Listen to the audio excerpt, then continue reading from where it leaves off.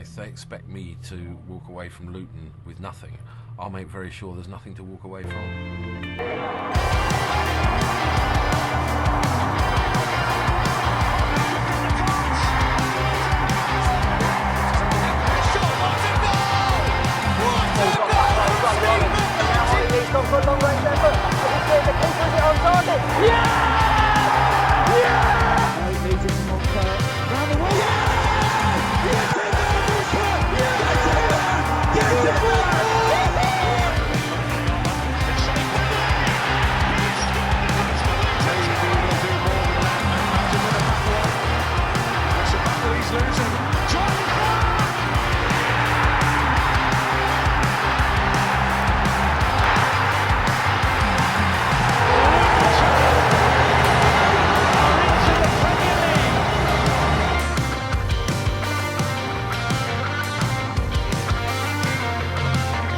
Hello and welcome back to the Oak Road Hatter podcast. We're here after yesterday's 1-1 draw with Liverpool.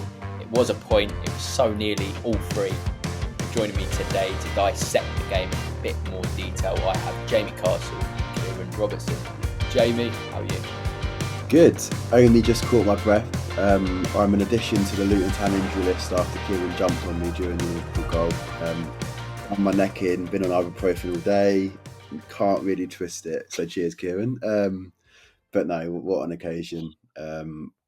What a result. Obviously gutted to not get all three, but certainly would have bitten your hand off if you offered me 1-1 at 4:30 yesterday afternoon. So all round really proud. But yeah, can't help but have an overriding feeling of deflation, which is a positive feeling. But yeah, it's still a bit deflated. Kieran's an absolute terror. He injured me up at Sunderland, injured my shin. It's becoming a bit of a theme now, but Kieran, how are you, mate? To be fair, I nearly got my own karma, didn't I? Because editor Mark clotheslined me at Nottingham Forest and I was on the fucking deck. So fine.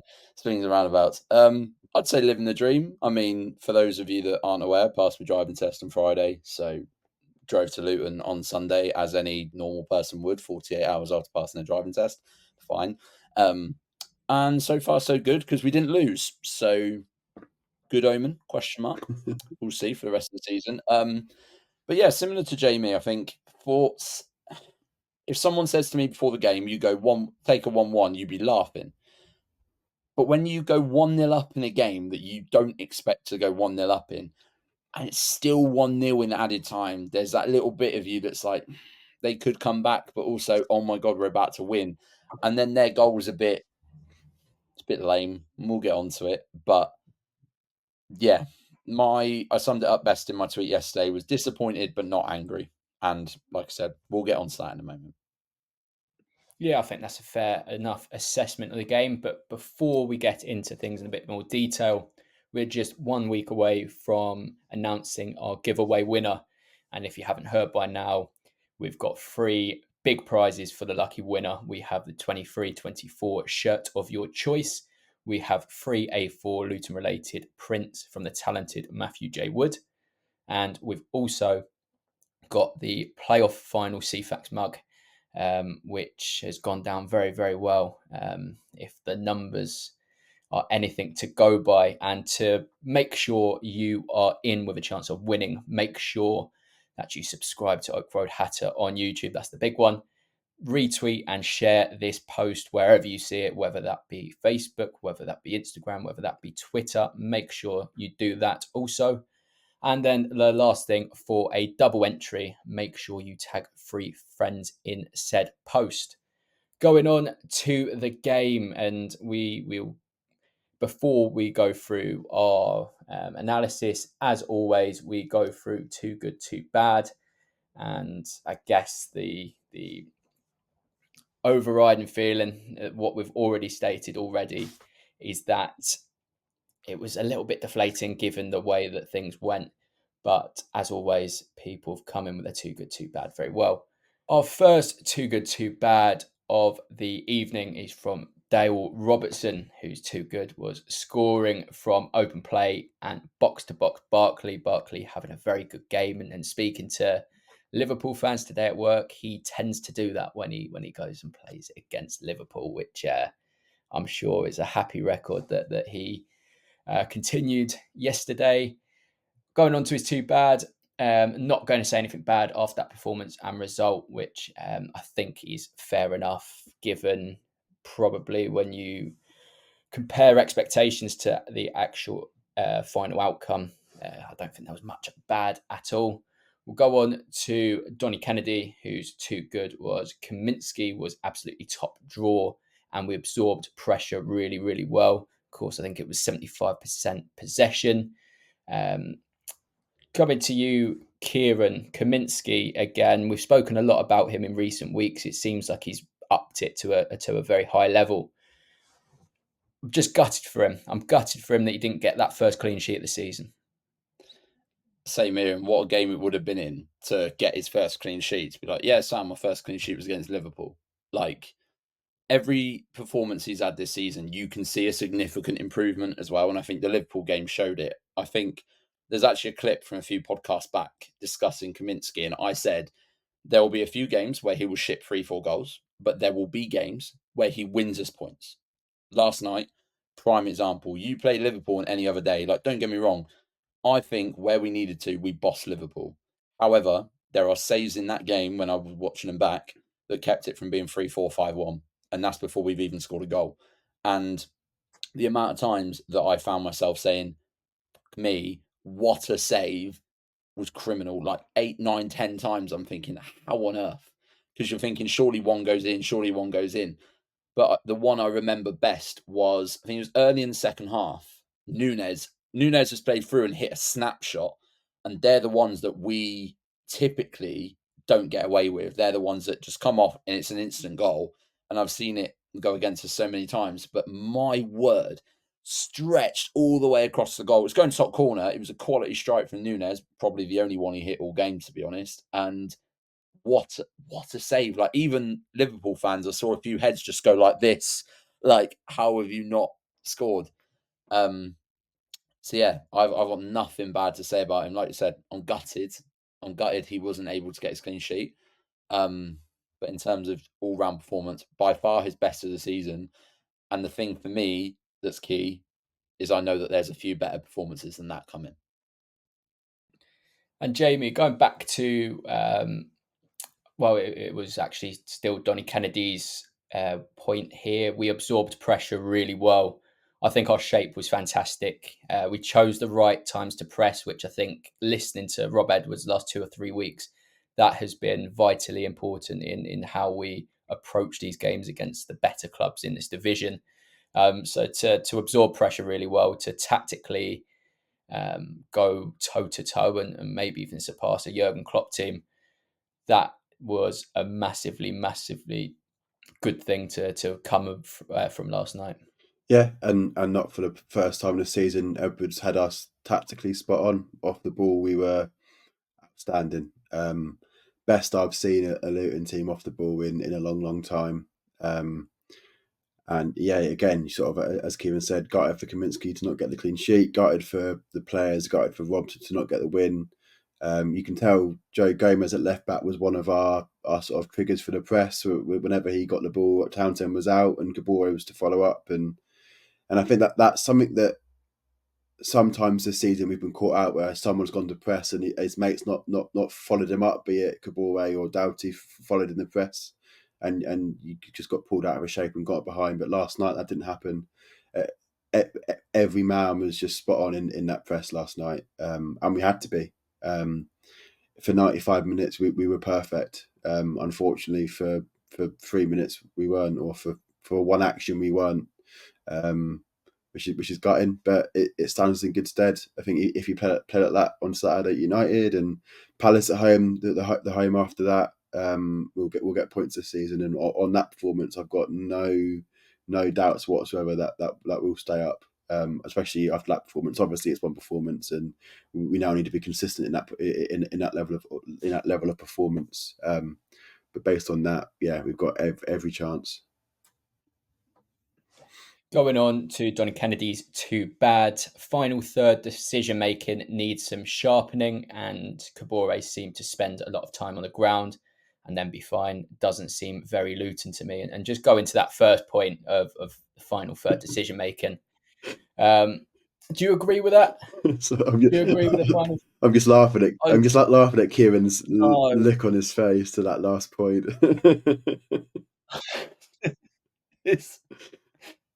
Right, we'll get back to the first one in a minute, but just it's I actually don't know how to start this sentence. Kabore spent a lot of time on the floor, probably because every fucker that went near him wanted to clatter him and injure him. And the first time, his contact lenses fell out of his eye or got stuck in his eye. Hence why he was looking around like, oh, God, I don't know what I'm doing. I think I might have blown that up a little bit, but that just screams of like, I picked a bad point out of nowhere just for the sake of. Like, he didn't spend a lot of time on the floor. That was Kabore's best game in a Luton shirt so far. But, Bill, can you repeat the first part of that as well? Because enough about that bit. Final third decision making needs some sharpening. Fair in context, yeah. Like, the one chance I remember was the obvious one is Obene skinning both Trent and Konate, and he's through on goal, and you're thinking, he takes a touch, and you think, all right, slap it then. And he wants to play it to Morris, which, like, is that a bad thing? No. But then, like I said, it needs some sharpening. The decision around it is like, when do you pass to Morris? When do you be selfish? Like, if Obene shoots and it creeps in, or the keeper parries it and Townsend or Chong or Morris follow it up, like, no one's going to be angry at him for having the pop of the shot. And to be honest, it's not Obene's fault that he's quite a selfless player. Like, he is very much team first, me second. But there are certain contexts like that one example where that is a bit of a detriment. Like, you wonder, oh, yeah, we got a corner out of it and we kept him under the cosh, sure. But, like, in that situation, it's not the first time he's been in that situation, because he had the same opportunity at Villa where you just think, shift it, right foot, have a go. Like, what's to stop you? Do you know what I mean? If he adds a clinical streak to his game, oh my word. I think we'd be struggling come January to keep hold of him, and we'd be talking about an 8-figure number that we'd be wanting to reject. That is for sure.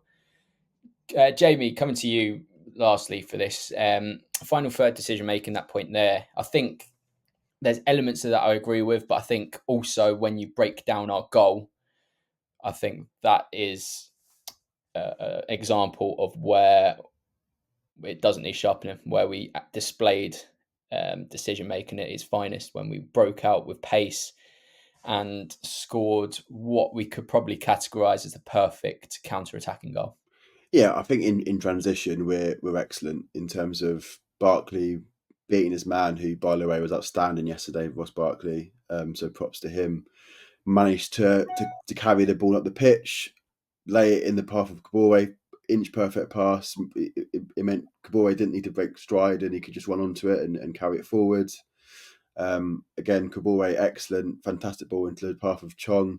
Perfect location. If that was any further sort of forward, then that goes to Allison. If it was any further behind, then that's behind Chong. So it was a perfect ball into the path of Chong, and then a great finish. So all round, an excellent goal. I do think we can get better in terms of that final third. I think we are better when we haven't got that long to think about it. Well, when we're in transition, when we're on the break, when we're sort of on the ball for a bit, it almost seems like the players are like, they just get a bit of like stage fright and think, well, what do I do? And they always maybe pick the wrong pass or overhit or underhit.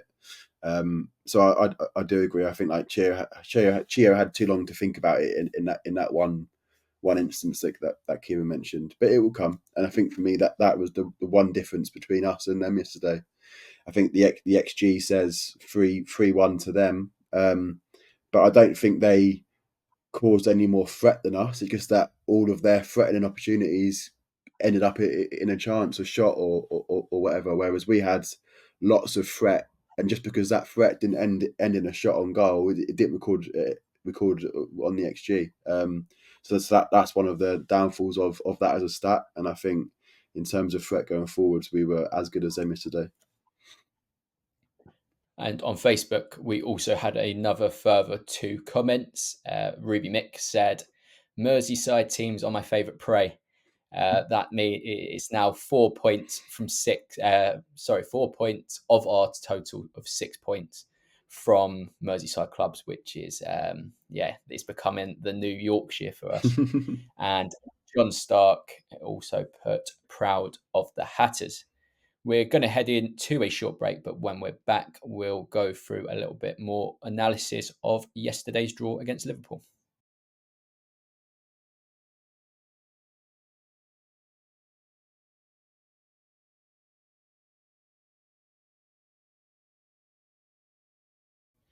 We are back for part 2 of today's episode, reviewing yesterday's 1-1 draw with Liverpool. And Jamie, I'll come to you with this one. I guess in the grand scheme of things, without applying the context of how the game panned out, do you see it as a bonus point? Do you see this as a point that our relegation battlers, either Bournemouth, the Burnleys, the Sheffield United, do you see them picking up a point like yesterday?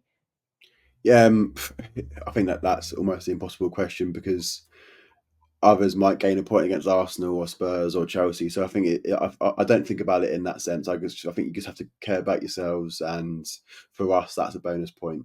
I think if we are to stay up, then you need to win the home games like Palace next, for example, and then get points like Forest away. They're not considered bonus points; they're considered good points towards our target. But in terms of Liverpool at home, that certainly is a bonus point. I think if you're looking at the fixture list at the start of the season, you put L's next to Arsenal, Liverpool, City, even United, Chelsea, home and away. You start trying to get to that 35, 40 point target, and your first port of call was putting L's next to Liverpool at home.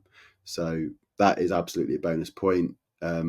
It brings the total required from the winnable games now down to 34 points, which is it sort of brings that boundary down.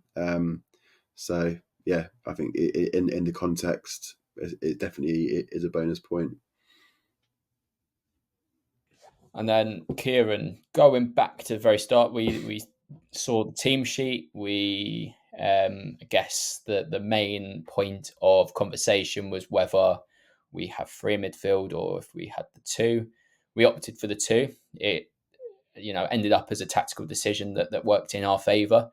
But were you surprised, given the way we talked about this fixture, Liverpool dominating midfield battles, quick movement in the middle third? Were you surprised that it was 2? And were you surprised that it worked as effectively as it did? I wouldn't say I'm surprised that we went with it, but I would agree with your second part of that question, which is I'm quite surprised that it did work out. But then, with the benefit of hindsight, a lot of our play was always going to come down the wings, right? So it's fairly obvious that we were going to stack up with a wing back and a winger when you look at who they had at fullback, when you had Trent, who went for a walkabout every 10 minutes anyway. And then you had Gomez, who Bambi on ice, if I want to quote Jamie last night. So, and also the most right-footed player to play at left back I think I've ever seen for any team, which is a bold decision in the Prem. But anyway, that's Klopp's problem. That's not my problem. So I'm glad in hindsight, it's obviously easy for me to be like, well, yeah, obviously we would have gone 5-2-3 because we wanted to double up on Gomez, double up on Trent. And it worked because our goal came from wing play down count on a counter attack. At the end of the day, from one wing to the next, that's how we scored. It's how they were exposed at the back when they only had Van Dijk and Konate running back for that counter attack. Can't complain. Like, there'll be other games where it won't prove as fruitful, and that'll be where Rob needs to adapt. But equally, when you look at our lack of depth in midfield, which is being addressed behind the scenes, as far as I'm aware, and probably will most definitely be addressed in January, it's kind of the best of a bad situation, isn't it? Because we only really have Pelly to come off the bench in that role. So it's the same as we questioned with the 3 centre-halves last week. When Osho first come back, we went, "Oh, are you fit enough? Like, we don't have a centre-half on the bench. It's a bit risky." That's probably the feeling with the midfield, is if we lose a Nakamba, if we lose a Pelly, if we lose a Barkley to injury, we are screwed in that department by any means. So playing 2, but you're playing Nakamba, who's relentless and runs and runs and runs, and that boy will not leave you alone. And then playing Ross Barkley, who covers more blades of grass than I thought he would in a Luton Town shirt. So that's a plus already. But 2, killer pass, confidence, knows how to drive with a ball. The 3 things you look for in a box-to-box midfielder. And I think that's the difference between playing Barkley to Pelly, is just that it's that extra second that he doesn't take to make a decision. And that was our deciding factor yesterday. He was so influential in a counter, so influential. Even when he had 2-3 men around him, he's keeping hold of the ball and he's playing it off. And that was our difference maker yesterday. So yes, long story short, yes, it was good to go with that too. Let's touch on the atmosphere yesterday. It was electric. Obviously, you two were there. I wasn't. But hearing us on the TV again, it was loud. It was everything we would have wanted in terms of how we started. We were battling very well, and I think that always gets the crowd going. We just want to touch on, obviously, the tragedy chanting that's, Luton have now put out a statement basically addressing that situation. And it's really disappointing that those chants have surfaced. But at the same time, I think as a podcast, we want to talk about the football. We're here to talk about the football. I don't know enough of what happened yesterday to go into more detail. So I think that's the reason why we're only going to briefly touch on it and move on from that.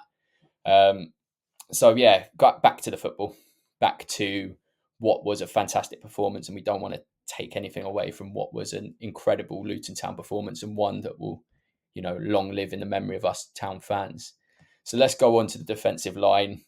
You see Osho, you see Mangi there, two very, well, even Lockyer, all 3 very unexperienced players against a very quick, dynamic Premier League, well, top of the Premier League, I guess, pecking order in terms of a front 3. But they've done very, very well. Osho in particular, but Mengi as well. Those 2 had absolute stormers, and Lockyer as well, just keeping it all together, was as solid as we've come to know of him. Just touching, Jamie, on Osho, who played Premier League football for just the 2nd time in his life, and he had such a unreal performance against one of the best players in the world in Mo Salah. Yeah, the Gabe Osho redemption arc is continuing. Obviously, it seems like a different universe now to think about the Gabe Osho that was conceding penalties for fun, and that Watford red card. He's a different player. He's unbelievable, physically immense. You look at the physicality that they had yesterday in terms of Konate and Van Dijk. Konate, by the way, a monster. And Osho, obviously not as tall, but in terms of strength and pace, as good as what they have. So excited for his Premier League future with us. I think he definitely is physically a Premier League centre-half, and you're now thinking that when fit, we've got 6 very good centre-halves for this level. Obviously, Burke, Anderson and Bell out. Mengi's come in and done way more than I had expected him to do already. To get him from United, what is he, 21, 22? He's certainly not much older than that. I don't think. He's got a great career ahead of him. But yeah, on Gabe, I mean, moment of last night, other than the goal, was in the 94th minute when he won the ball back from a second phase of a set piece. And then won the corner again down right by us, and he went mental into the home fans and he riled us up, and that's the passion that you want from a Luton player in every game, but certainly in that situation. So big props to Osho, especially long-term injury, to come back and play so well in what an hour at Villa and 90 minutes, 100 minutes against Liverpool yesterday. Yeah, massive performance, and yeah, it's just you can't really say much more than that. He was excellent. Incredibly, there's been lots of different centre-back combinations so far. Obviously, we've played 4 at the back, so there's been some pairings, but I think largely we've played with 3 at the back. And I think it's 7 defenders we're up to now that have occupied those roles. And you look at Osho and Mengin probably in the context of how strong our backline is. I don't know if they would have necessarily been starting options come at the start of the season, but returning performances like yesterday, exactly how strong is that back line? And if all options were available, it'd be a near impossible task, Kieran, to pick a starting 3. It felt like yesterday Tom Lockyer walked so Osho and Mengi could run. Like, Tah Mengi's sort of becoming that player that when we signed him, for me, I want to highlight him just because I could go on and on and on for my love for Gabe Osho. Like, that man is love you, man. But Mengi for me there was a lot of question marks when we signed him, and I threw a few of those out there, I'll be honest. But there's a reason that man was captain of United under-21s. Like, you don't just become captain for willy-nilly at any academy foot club, let alone Manchester United. And he is coming into his own, and he's that prime example of a young player. I think he's, like Jamie, you alluded to his age, I think he's 23 at best. He's no older than that. And it's one of those that you just need to give him regular game time at a high level to reach that high level. Like, you can loan out these sorts of players. Like, he went to Birmingham. That's the one loan sort of move I remember him making. I can't remember if there was one in between Birmingham and then us. But that's the sort of move where it either he shines above the rest or he plays to the level of the team. And at Birmingham, he probably played to the level of the team, which, no offence, Brum, but you haven't exactly lit the world on fire for about 10 years. So you then put him in a Luton side who fight for each other, who want to win, who want to survive in this league. And that attitude becomes contagious. Like, we genuinely have something to fight for. So these sorts of players who have high potential, in air quotes, that potential is going to shine through quicker because there's just a higher standard expected. Like, they almost, especially when you come up against the Liverpool, you have to put in 110% because they can play at 80 and beat you. Whereas yesterday, we played that well that we took Liverpool to 100% of their capacity and they had to get a late equaliser.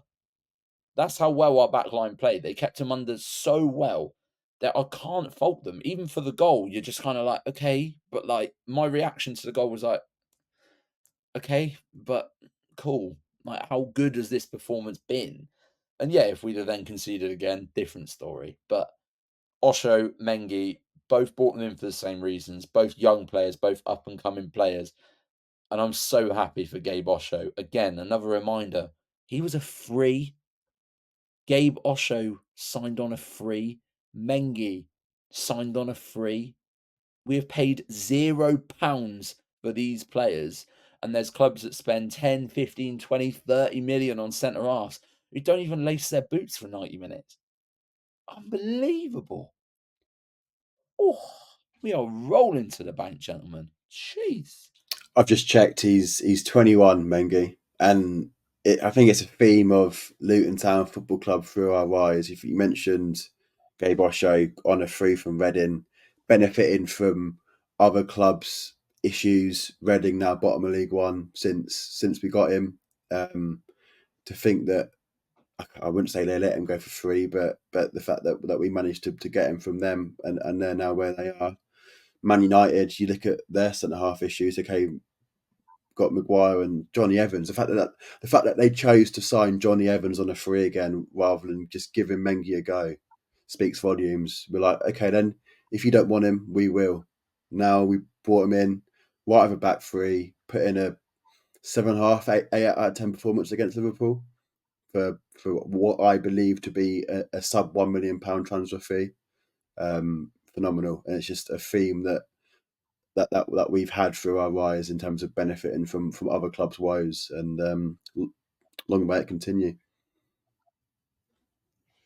And then just purely looking at starting 11 from yesterday, you add Ogbene's name to that list, you add Barkley's name to the list, Townsend's name to the list, 5 of the 11, all free agents. And it's incredible that we've been able to continually, throughout all of the divisions, continue to spot so much talent that other clubs either have turned a nose to or generally don't believe is good enough for what they're trying to achieve, which is just incredible. I don't think there's another club like Luton Town when it comes to signing players that are not deemed good enough, which, you know, I hope we continue to do that because it's an impressive trait and it's also quite cheap as well. And you gotta love it. You gotta love it, especially when they like Reece Burke as well is another name that adapted to Premier League football seamlessly. It is incredible that we've got so many players that are of Premier League quality that are cost us zilch. It's bizarre. It's bizarre that it's been able to carry on for as long as it's carried on.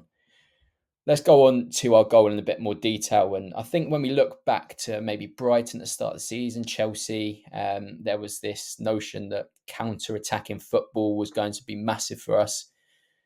It's slowly creeped up in terms of the quality that we've been able to produce going forward in the attacking transition. But yesterday, as we mentioned before, that was just a perfect example of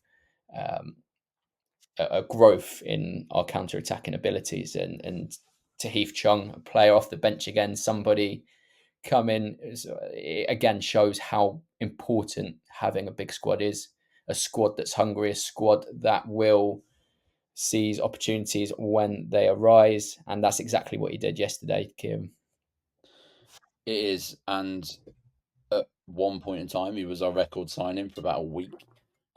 But like you said, our squad is full of. We signed a lot of players, and our squad only deemed space for a couple of them in the first 11, right? So then, same as we say about any player, if you're off the bench and you get your chance, bloody take that chance. And Tah Chong, my friend, you did take that chance. We have deliberated a lot, and I know it's been a consensus about Kabore's final third ability, i.e. that cross. We've seen many go over the bar. Let's not beat around the bush. We've seen many overshoot and go out for throw-ins. My God, what a ball that was. And all Chong had to do was tap it in. It was right on a plate for him, and he just took it, finished his dinner, took his opportunity. That's all it is. And again, it comes from Ross Barkley. It just comes from that idea of the ball comes to him and immediately the turn was just Cruyff turn, looks up. He already knows where he's playing that ball and it's already off the Kabore and he carries on running with it. Like it's not a pass static. Oh, wait, hold on. I should probably join in. He's like, bang, I'm off. And he's already sprinting away just in case the cutback's open. But Chong was so quick and Konate just lost him. Made it really, really easy. And it just goes to show those opportunities are there. And like we're put under pressure by a team like Liverpool. But then what's to stop us doing that and punishing a team like Brentford, a Crystal Palace, a West Ham, being teams like this who we're going to be on the counter-attack or under the cosh against. If Liverpool are going to crumble defensively like that, expect a lot more teams to crumble defensively too. And I think the general consensus from last night was people who watched that game went, oh, they're not that bad, are they? Like, hold on. Like, a lot of Liverpool fans I work with, or obviously being in a gym, obviously you can imagine there's a lot of Liverpool armchair fans in there. And not one person has said anything to me along the lines of, you were so lucky. How did you get a result? It was very much, how did we get a result? As in Liverpool fans, how are they getting a result? And if Liverpool was saying that about us, that says a lot because they don't normally give out that praise for free. And they're not going to be the last team either. We're going to punish teams like that, but except it won't just be a 1-0 and sit off it. There's going to be a team this season that we go 2-3-0 up against, and they're going to be sat looking around at each other like, what do we do to stop it? But we are that sort of team that once we get going, you can't stop it. I can't wait to see more. the exciting element with it all as well is that we're still very much a work in progress. We've played 10, 11 Premier League matches. We've shown we've shown real improvement pretty much for every game. If you look at where we were at Brighton to where we are now, imagine if we continue to grow in the same way come sort of mid-season. You just, that brings you excitement to see where we're at. I think we'll have to mention again the Luis Diaz goal. 95th minute, of course, it turned 3 points to 1 point. I think you mentioned it already, Kieran. Defensively, and when you actually break the goal down, there's not actually too much wrong in terms of attaching blame anywhere. If you're probably being picky, there would be, but you probably do that for anything really. But Luis Diaz, just want to mention him because he's been going through awful things. For him to score that goal, and I know, we don't celebrate opposition's goal, and rightly so, but if it was anybody to score, you're almost happy it was him. Yeah, that's the trouble in it. It was a bit cheeky. I thought that the Premier League gave him man of the match when he was probably on the pitch for 10 minutes, but fine, we are where we are. Like you said, I couldn't fault anything. Like the ball from Harvey Elliott was top draw, and that's what happens when you got fresh legs on the pitch, just offering that something a little bit different. Like, you are going to get picked apart, and there's a lot of other chances where we, like I said earlier in the pod, we could have easily conceded, but Kaminski made good saves.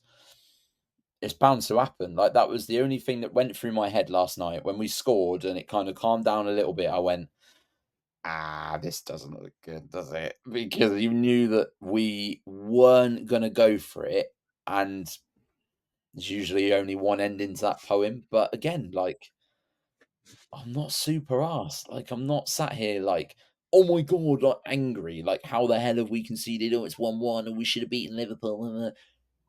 Perspective, context, relax. It's a point gained. Like, you could sit and, like you said, you could sit and nitpick. You could sit and be like, well, Kabore should have jumped higher. All right, well, Kabore is 5'9" and Diaz is nearly 6 foot. So you do the maths on how that one would work. It is what it is. Like, it wasn't a glaring problem that you look at and go, we need to sort that going into next week, because that is horrific defending. For 95 minutes, we defended our bollocks off yesterday. And like I said a minute ago, Liverpool walked away from that struggling to beat us. It wasn't the other way around. A top 4 side, a Champions League football team, walked away from that and went, thank God we got a point. Perspective. It's all right. It's all good. 1 point gained, not 2 drops.